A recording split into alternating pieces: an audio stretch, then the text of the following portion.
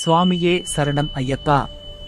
பக்தர்களே, ஐயப்பன் 48 நாள் வழிமுறையின் இன்று நாம் அடையும் புனிதமான நாள் 42வது நாள். இந்த நாள் ஒரு எண்ணிக்கையிலான நாள் அல்ல, ஒரு பக்தனின் மன உறுதியும் சாந்தமும் உண்மையாக வெளிப்படும் நாள். விரதம் தொடங்கிய முதல் நாளை நினைத்து பாருங்கள். உடல் களைப்பாக இருந்தது, பழக்கங்கள் கஷ்டமாக இருந்தது, மனம் பல முறை தளர்ந்தது.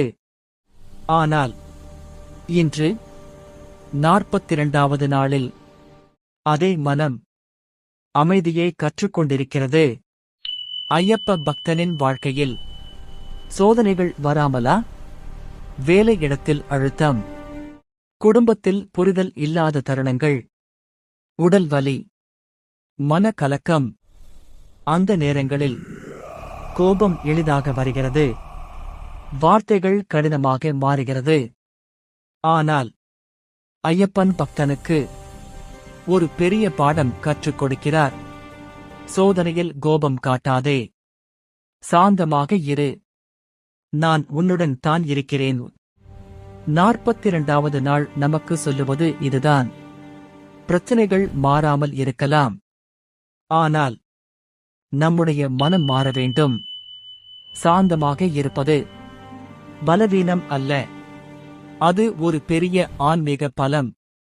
கண்ணீர் வரும் தருணங்களில், வலி அதிகமாக இருக்கும் போது, யாரிடமும் சொல்ல முடியாது அந்த உள்ளக்குரலில் சுவாமியே சரணம் ஐயப்பா என்று சொல்லிப் பாருங்கள்.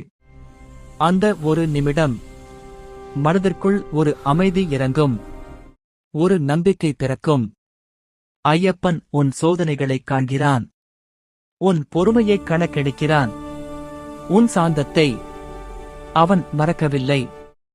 இந்த 42வது நாள் நம்மை உறுதியான பக்தனாக மாற்றும் நாள்.